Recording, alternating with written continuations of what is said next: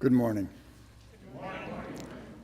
I'm J.D. Stillwater, your worship leader this morning, and I've been a member of this church for a while now. Our call to worship this morning comes from Joe Bailey, who writes, "Life equates to being fairly simple at times, although we have the tendency and unbelievable ability to complicate things. So I suggest we go to the basics. Do unto others as you would have others do unto your children." Yes, your children. Because they are the ones that will be left behind to live their lives in the world that we have created.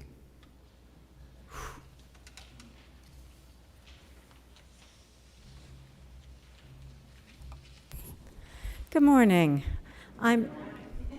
I am Ann Stillwater, yes, quite a bit shorter, your lay liturgist today. As a school nurse and nurse researcher, and yes, spouse of our worship leader, J.D. Stillwater, I am particularly interested in today's topic. J.D. and I share leadership in today's service with Lois Voigt, our accompanist, Yvonne Duvall, our music director, song leader Dan Vaughn, and service techs Amy Firestein and Arlie Henninger-Voss.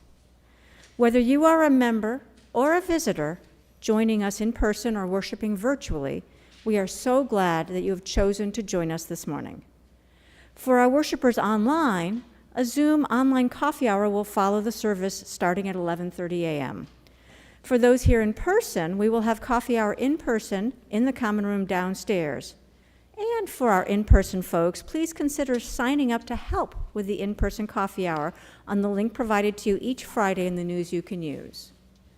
We are glad you have chosen to worship with us, and we welcome you into fellowship at our coffee hours and any other in-person or online activities held at UCH or by UCH. In the spirit of the transformative power of community in all its forms, I am so happy to welcome you to UCH. Whoever you are, wherever you live, whomever you love, whatever you do for a living, you are welcome at the Unitarian Church of Harrisburg.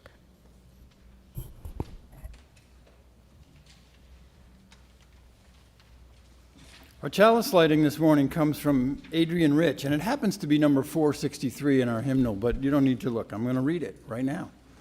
She writes, quote, "My heart is moved by all I cannot save. So much has been destroyed. I have to cast my lot with those who, age after age, perversely, with no extraordinary power, reconstitute the world." End quote. In that spirit, we light our chalice this morning to enter us into sacred community together. Our opening hymn this morning is number 298 in your gray hymnal, "Wake Now My Senses." And right, we're only doing verses 1, 3, and 5. Good reminder, thanks.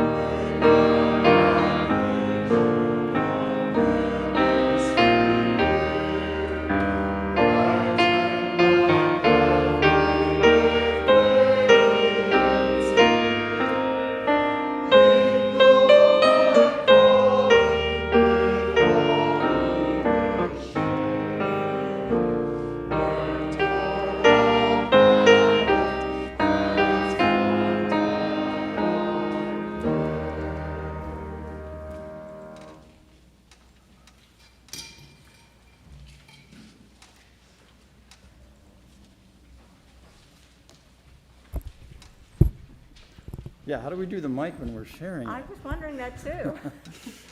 We could probably take our masks off.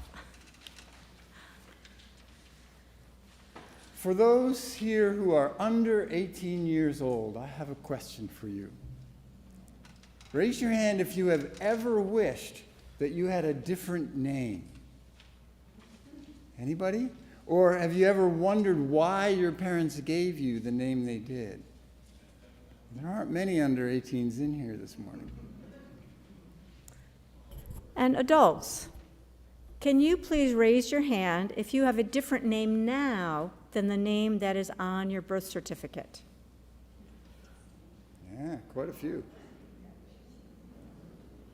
Well, we would like to tell you our name-changing story.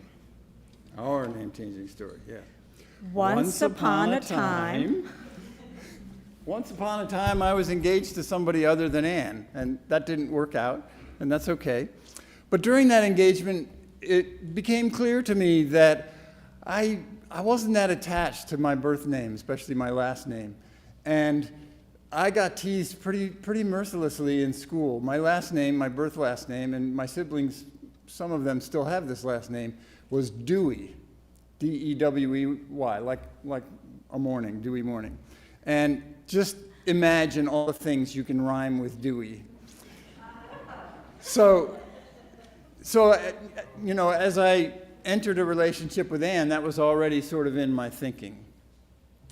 And part of this comes from maybe at that point an overblown sense of feminism. I really did not want to do what was traditional. I wanted to mix things up, to honor that men and women should be equals in a relationship. I wanted us to be equals in the relationship. And the name is really, it's a really powerful symbol of equality or inequality, or at least it can be. so with his previous engagement, JD had considered taking the name of his fiancée. And I loved that idea because I loved my name. My last name was a palindrome. My family had some prestige in the area I grew up in, and I really loved my last name. And I was like, oh, that's a great idea. Why don't you take mine? But then we realized that was also sexist, to have one person just take the other person's name. I mean, it might be reverse sexism, but it was still sexist. Yeah. And there's still baggage, too. Even if it's a name that's highly regarded, that status carries through into the next generation in a way that maybe isn't always healthy.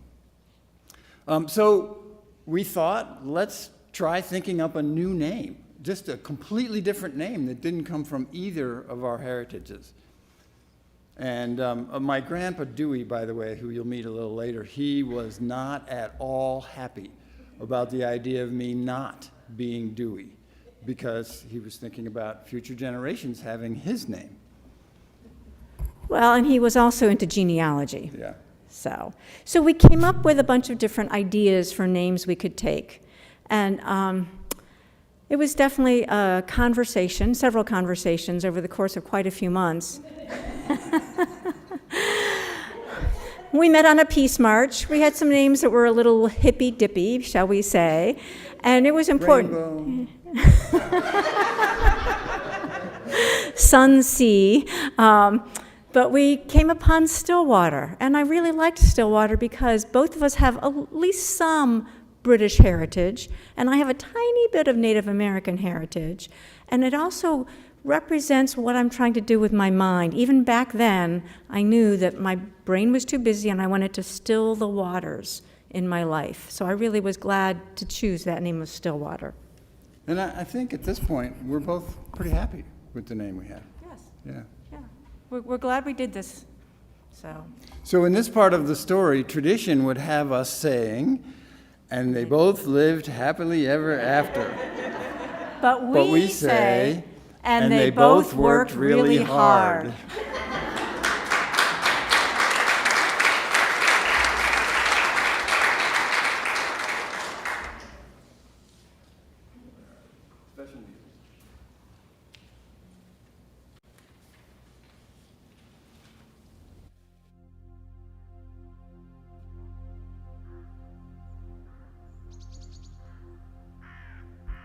And now we have some special music, and JD wrote and got permission for us to show this.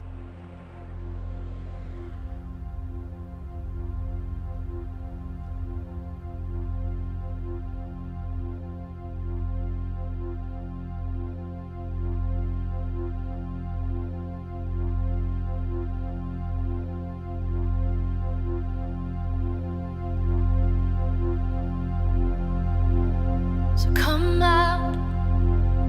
You have been waiting long enough. You're done with all the talk, with nothing on the table. It's time to come on out. There will be no sign from above.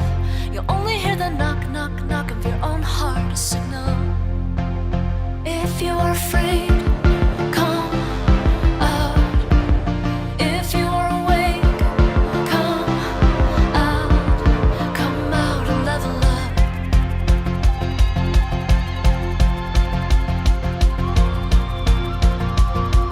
Begin again, dynamite the dam on the flow. Your body feels the talk of time as it hammers. Lord, we are all cinders from a fire burning long ago. But here it is, the knock, knock, knock of your own heart that matters. If you are afraid, come forth. If you are alone, come forth now. Everybody here has loved and lost.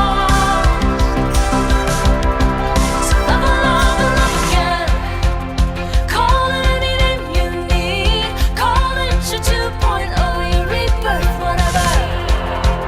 So long as you can feel it all. So long as all your doors are flung wide. Call it your day number one and the rest of forever. If you're afraid, give more. If you're alive, give more now. Everybody here has seams and scars. So what now? Let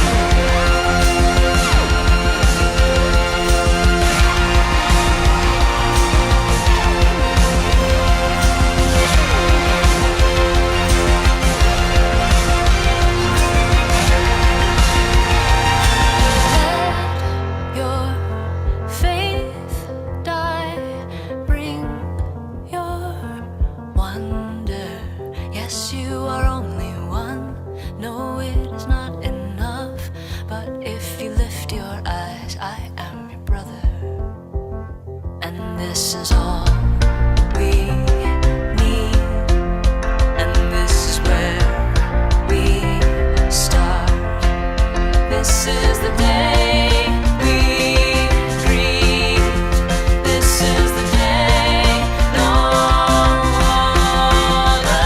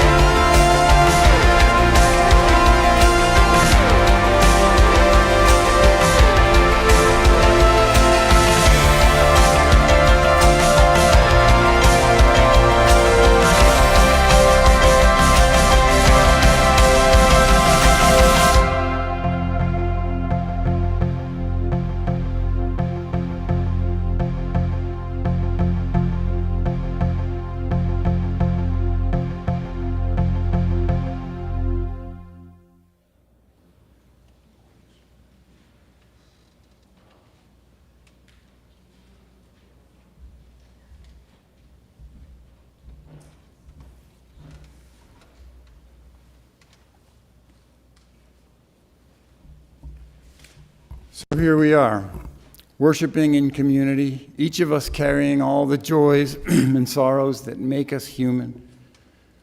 Sharing them together binds us to one another with threads of caring, concern, and celebration. As always, you can celebrate or release what comes with you this morning, whatever you're carrying this morning, by lighting a candle or releasing a stone, You can also share them with a slip of paper from the table.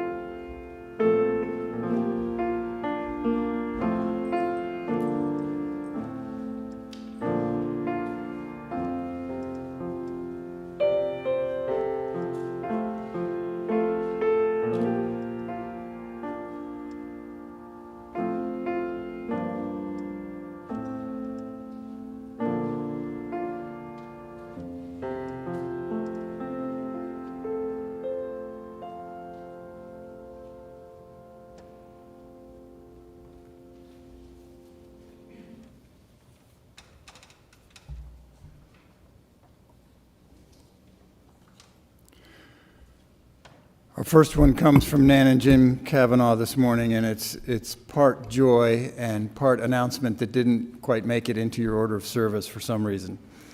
Nan and Jim are proud of their son Rob, who has become a national leader in reproductive justice, and including at the UUA General Assembly this past week. And he would be proud of UCH, they write, because we have on Thursday evening at 7:30, this church is sponsoring a lecture? Author interview with Reverend Katie Zay, who wrote A Complicated Choice. You can look for more information about that in the Reporter. Jim also has a sorrow. His older brother, Bob, died suddenly last Wednesday in Houston, Texas. I'm sorry, Jim. His health had been declining for months, but this was still unexpected. Candle of joy for Arlie's cousin Nick, who renewed his vows with his wonderful wife Maria this weekend in front of friends and family 2 years after a quarantine wedding. And Dan Fawn's friend Ashley is anxiety-filled due to the probable diagnosis of lymphoma in her sister. Wow.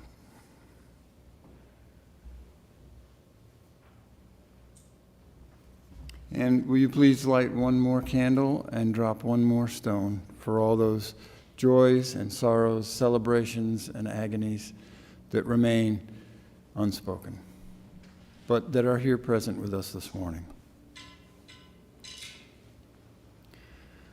Creative source of so many names, life brings us so much. Be with us as we take a moment of silent reflection together in community, about community, and all that we carry this morning, as individuals, as a church family, and as citizens of this deeply challenged nation.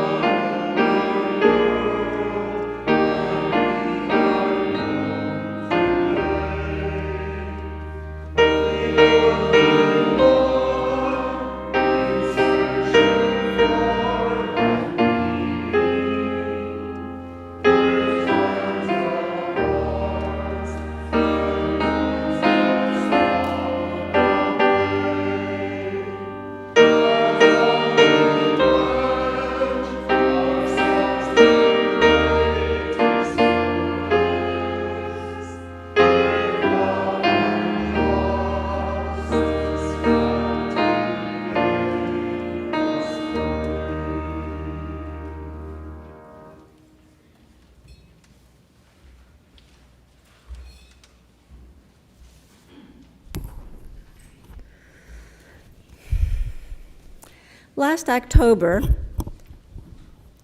I gave a sermon called My Grandmother's Curse, where I talked about some of the same issues, the same themes that were addressed by Christian Hayden 2 weeks ago, and that JD's about to talk about, such as perfectionism and societal and familial trauma. In my family, growing up, I learned perfectionism and shame. These told me I should have already managed everything. Take a moment. Yep, should have already managed everything spells out shame. That perfectionism and shame told me I should not need help, and that I should, all by myself, the very first time, I should be able to figure out if something is good or bad, and then reject the bad or embrace the good. My family of origin was very good at pointing out what was wrong, what I did wrong. Feeling rejected so often, I tried to reject the family of origin messages and pretend that everything was okay, that I was fine, and that those tough issues from childhood had not happened. Of course, this is an impossible expectation and looped my brain into a cycle of either denying that anything was wrong or rejecting myself for how bad I was at trying to reject. For decades, I lived, often miserably, in this attitude of denial and rejection, trying to find a way out. A recent news story is a good metaphor for one aspect of what has worked. Some towns in New England have started pee cycling, where urine is collected and, with some work, applied as a fertilizer to the crops. And I have been thinking of 2 folks that I know who use composting toilets or latrines, and both carefully use their excrement to safely fortify their soil, their crops. Materials that most people reject as disgusting and literally waste are helping take the place of expensive oil-based fertilizers, just as they have for millennia before our modern age. So it is with me. With help and a lot of work, I am taking the waste from my childhood and transforming it into rich soil for my life now. For instance, when I focus on what is going right in my life, I am happier and sleep better. And I can be thankful for some of the issues that have hurt me in the past. Like, I am grateful for my inner critic when folks want help with proofreading. Or I need the strength to lovingly challenge injustice. It's like composting the stinky stuff to create growth. Growth for me as well as others. Instead of rejecting the uncomfortable aspects of my heritage, I am transforming them. This is my form of defiant love.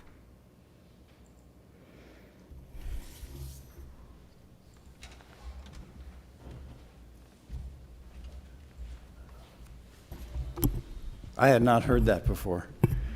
That's really good. I got a lot out of it. So the theme for this summer series is Defiant in Love.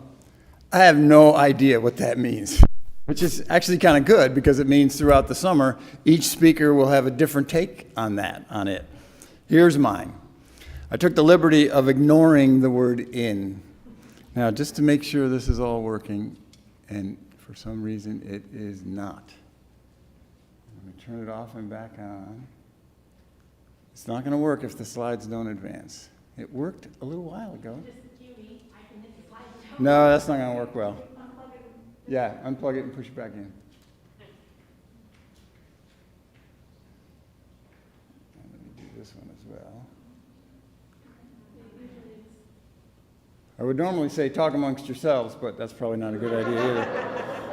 Well, shoot, this was working fine. Turning it off should do that. Your slides are being defiant. Oh, you said new batteries. It's possible? Well, shoot. let's unplug that and turn this off. These are relatively new batteries, so, all right, plug it in, and then I'll turn it on. Hate it when this happens. Maybe it doesn't work when it's being screen shared for some reason? It should make a difference, to be honest with you. All right. If it's point at me, I can. Arlie has a copy of this, and it's got these round things. If you advance it every time there's a round thing, we'll get through this. That means I can put this down.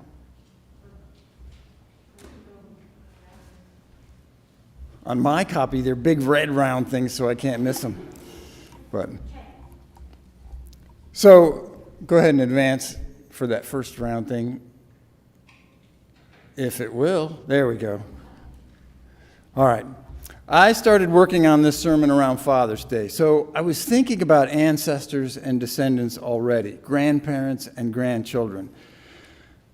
At some point during the last year or so, it became increasingly clear to Anne and me that grandchildren are probably not in our future. And for me, this brought a real sadness. I'm not any kind of pronatalist. I have been very careful never to pressure or even encourage our kids to have children of their own. It's just not my decision. I want them to make it either way for themselves. Also, more people is not what the world needs right now. But I see you grandparents. I know what I'll be missing, and I'm sad. I also know intellectually that what truly matters in the world anyway isn't my grandchildren, but the grandchildren. Humanity's in a precarious place right now, one where it is no longer possible to safeguard my grandchildren unless we repair the world for the grandchildren, all of them. This is my mom with her 2 great-grandchildren, only one of which is a genetic descendant of hers. Can you tell which? No, you cannot. And if for even a fraction of a second you thought you could, well, think about that. Our brains have habits, and those habits come from somewhere. That's what I want to talk about this morning. This is my mom's father, my grandfather. He was a good man and a product of his time. For example, he believed deep in his bones that German people are the best. And he kept a detailed hierarchy of ethnicities and racial groups somewhere in his head. I don't know how long his ancestors were on this continent, but I'm pretty certain they came from Northern Europe. And that is part of my American heritage. On the other side, my father's father was a genealogist. This is him at his 100th birthday. They both lived over 98. So I know that his ancestors were here a long time. For example, I am related to the Admiral Dewey, who is known as the hero of Manila Bay for defeating the Spanish Armada during the Spanish-American War. My grandfather, as I said earlier, he was pretty unhappy that I changed my name when we got married. My American heritage from his side goes pretty far back on this continent. My American heritage. Well, tomorrow is July 4th, when most Americans celebrate the victory of plucky pioneer forefathers over the well-regimented armies of an oppressive monarch. A victory which we celebrate by blowing things up. I happen to really love fireworks, even knowing that they are a reenactment of exactly what's happening in Ukraine right now. Fireworks are a beautiful and inspiring way that we glorify what is inherently evil. I can't reconcile these, and I still love fireworks. I just do. I shot that, by the way, that's Bastille Day in Carcassonne, France. That was just the last 1-minute finale. They really do fireworks over there for Bastille Day. A few years ago, Karen Maya and I facilitated a group studying the UUA's Examining Whiteness curriculum. And ever since then, I've been looking more critically at my own heritage, especially its origins. Where did white culture come from? How did we get here? After reading this book, I have an answer, or at least a strong clue. I now think the origins of my American heritage are rooted in trauma. We know that families that have endured trauma are more prone to addiction, to abuse, neglect, and other kinds of family dysfunctions. Such families often have an unspoken code of conduct. Don't talk, don't trust, don't feel, don't remember. Don't talk about the dysfunctions. Don't talk about anyone because traumatized people are unpredictable and violent. Don't feel your feelings because they don't matter, and you'll be punished if you express them. And don't remember anything that would undermine the happy family facade, because everyone else in the family will deny it if it comes up. Disney got it right with Encanto. This is a family rooted in trauma. We don't talk about Bruno. We work and we fight and we sulk and we take, but we don't talk, trust, feel, or remember. When nations are rooted in trauma, the same code applies. Racial hierarchies, violence as the only imaginable means of security, damaging patriarchies, and the kind of shallow nationalism that requires us to forget our own history. This manifests as a social culture that idealizes selfishness, consumerism, neglect of community, and this strange obsession with bootstraps. So what's this trauma I keep talking about? Well, just imagine what it was like to live in Europe during the Middle Ages. Brutal, ongoing oppression with routine torture, wars, famines, plagues, cruel punishments that would be trauma-inducing for us to even imagine today. Think about the toll the pandemic has taken on our mental health just in the last 2 years. Then multiply that by constant war, famine, and torture, and make it last for 1,000 years. 500 generations. By the time the Renaissance came around, my ancestors were severely damaged, and they didn't even know it. They called it civilization.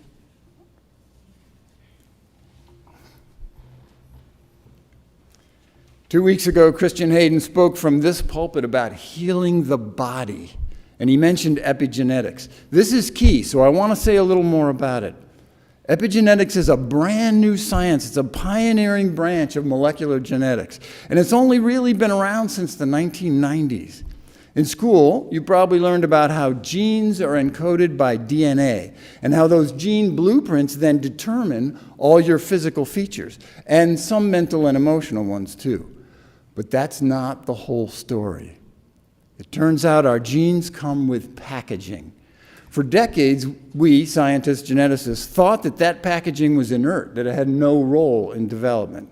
Turns out it plays a fairly active role in regulating gene expression. Genes get turned on or off or are more or less active based on that packaging of the DNA.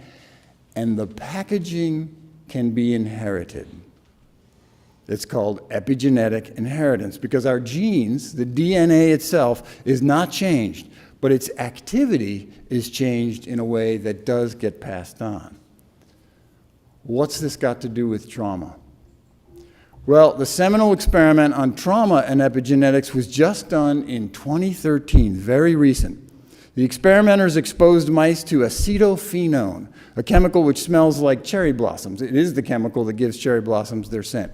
They exposed these mice to it for just a few seconds, during which they gave them harmless but painful shocks to their feet. They did it 5 times in one day. Again the next day, 5 times. The following day, 5 more times, and that's it. Then they let the mice grow up and live out their lives, including mating and having babies. When the baby mice were grown, they exposed them to that same smell, and the baby mice immediately became anxious. Their heart rate and blood pressure rose, and their behavior was that of panic. A whole generation later, the grandchild mice reacted the same way to the smell of cherry blossoms. So they were like, what is going on here? They ran the experiment again, but this time they isolated the babies from the parents at birth.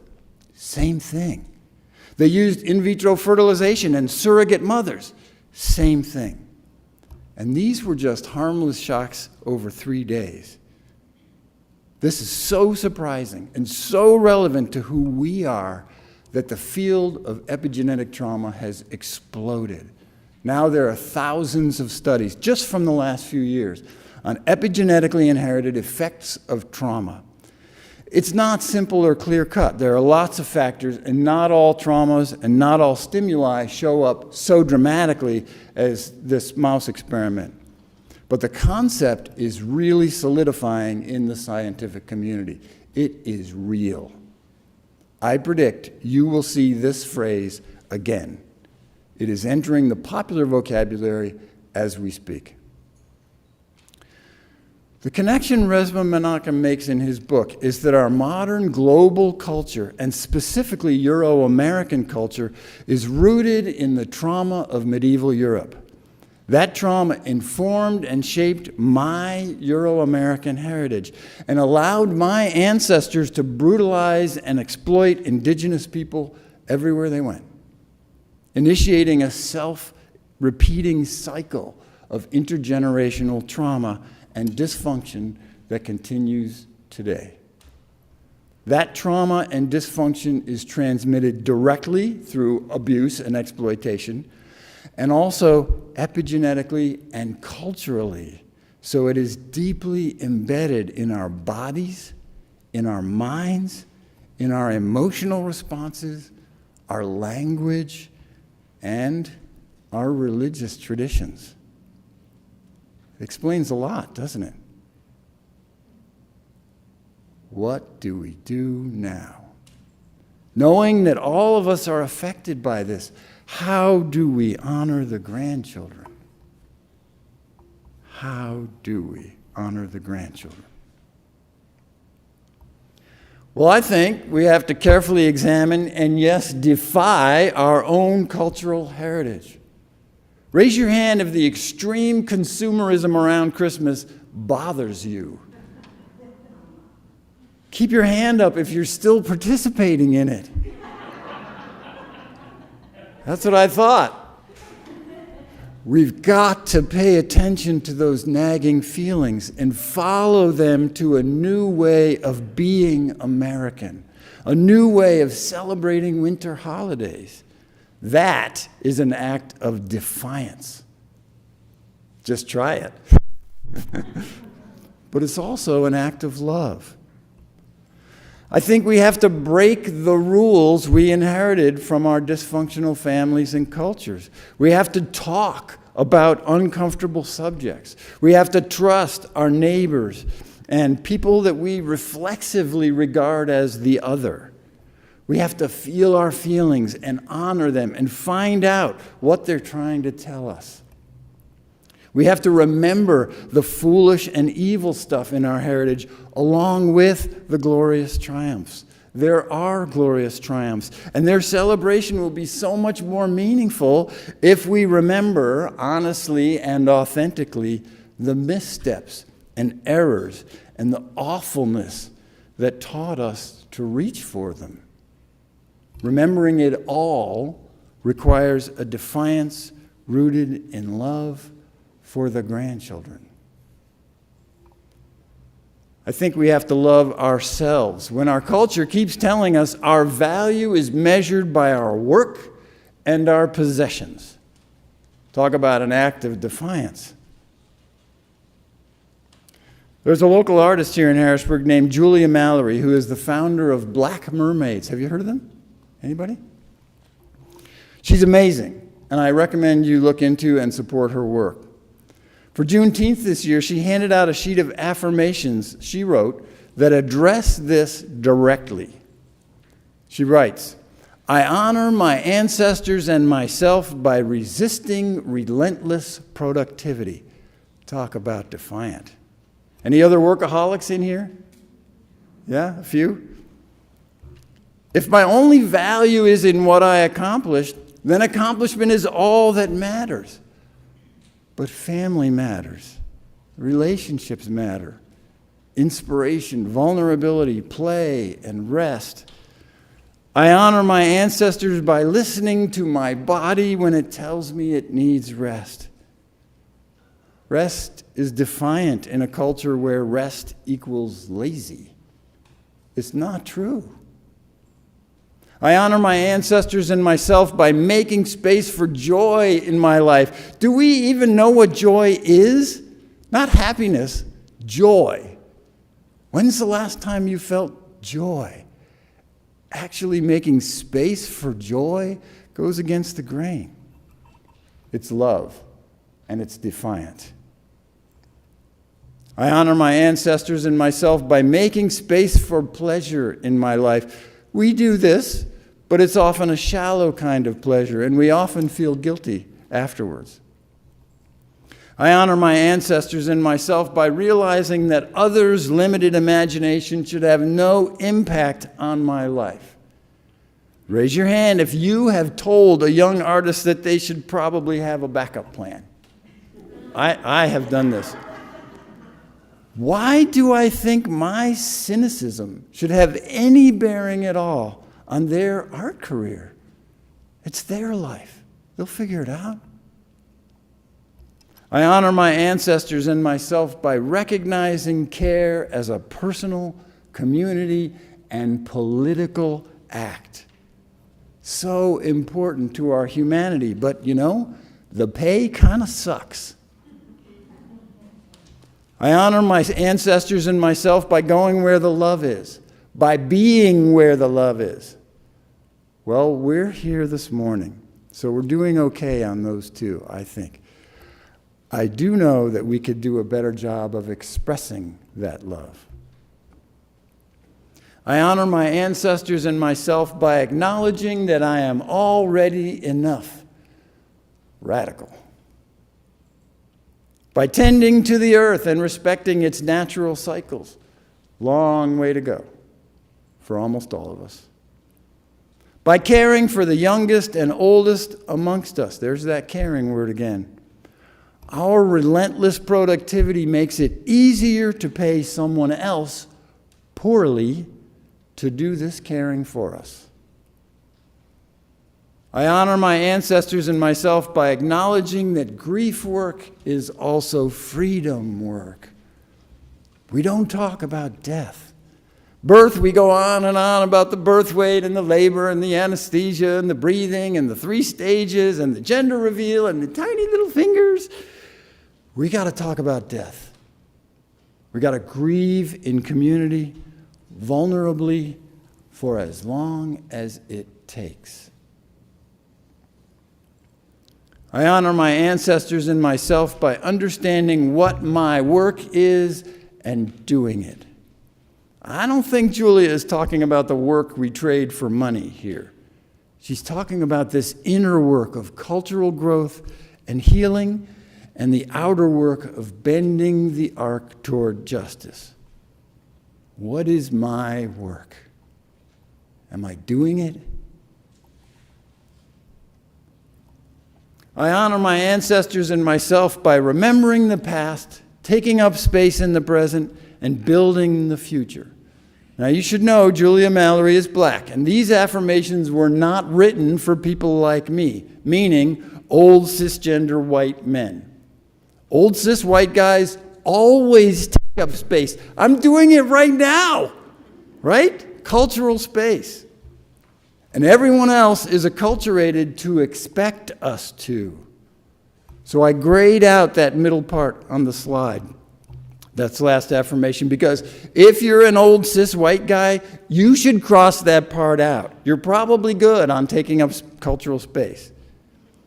If you're not old, cisgender, white, or male, you deserve to take and occupy your share of cultural space.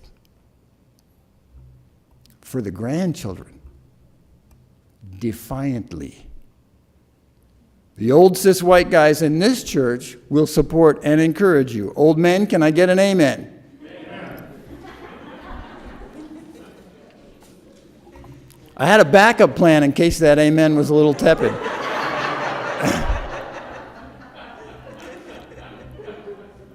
Julia's affirmations are all about defiant self-care and community awareness, which is precisely what's needed to soothe and resolve decontextualized trauma. I am a rank beginner in this. Christian Hayden's 2 weeks ago led us through a couple of exercises, some mirroring and some eye contact. Resma's book has a lot more exercises that are designed to free our bodies from unresolved trauma. Trauma we don't even know is there. I hope that this church will pursue that work as a community in some form. Other things that may help include yoga, meditation, 12-step programs, Sufi dancing, massage, and other kinds of deep body work can help us resolve this stuff that's stored in there. I only have glimmers of what my ancestors went through, but I am aware that almost every immigrant to this continent came as a refugee from some trauma, from religious persecution, famine, extreme poverty, war, genocide, or enslavement. Native Americans are refugees from all those traumas, but inflicted on them in their own country. So it's in all of us. All of us. The most recent science we have says that our ancestors' trauma lives on in our bodies, our minds, our cultures, and our spirits. This is part of our heritage, mine and yours. For those of you who've been holding your breath this entire sermon trying to figure out what is going on in this picture, I'll tell you, sort of. One of these kids is a genetic descendant of my mom, and the other is the child of a same-sex marriage of my mom's grandchild. You follow that? So no, there is no way to tell from the photo which is which. And the point is that to my mom, it makes no difference whatsoever. They are her great-grandchildren, full stop. I also have to point out that in spite of those adorable bow ties, you don't know these kids' genders either. No one does. We won't know until they tell us. As it turns out, there is some small hint of a possibility that there might be grandchildren for Ann and me, but I'm not going to hold my breath. There are millions of grandchildren out there for me to love.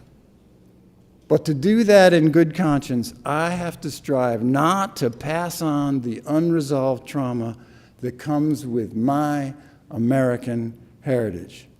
And to do that, I have to defy that heritage with love, for love. I have work to do. We have work to do. Let's do it together. Amen.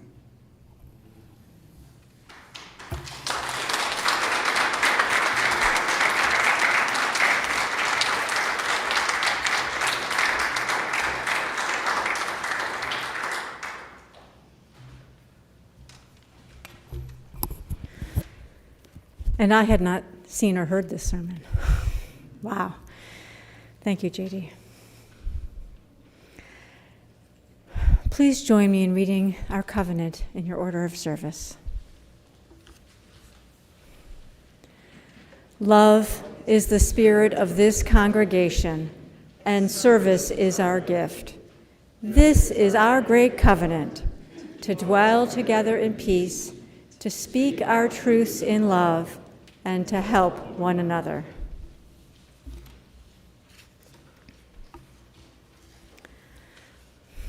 The Unitarian Church of Harrisburg is, as always, a freely gathered church of free people. The church is created, sustained, and supported by you. The ministry continues whether the church building is open or closed. Each month, we share half of our Sunday plate with a local nonprofit organization. Our Share the Plate recipient in July is an organization near and dear to my heart. I was introduced to Downtown Daily Bread, known as DDB, by my friend Carter, who worked there. Since then, I donate items to them, and I also make sure that people who are experiencing homelessness know of this resource. DDB is a ministry of Pine Street Presbyterian Church across from the state capitol. This 501c3 serves those in need, providing a daily lunch, counseling services, showers, lockers, mail delivery, and a safe and secure environment to rest and access a variety of other assistance. Lunch is served every day, while breakfast and other services are available on weekdays. Please see your order of service, the insert in your order of service, for more information about Downtown Daily Bread, or the News You Can Use, or the Reporter. For those worshiping online, or for those here in person who wish to contribute online, please see the email with the link for today's service, or visit uchbg.org homepage for contribution options. For those who are here in the sanctuary and wish to contribute in person, the collection plates will be passed by our ushers. Your financial support and commitment matter. Please consider giving what you are able.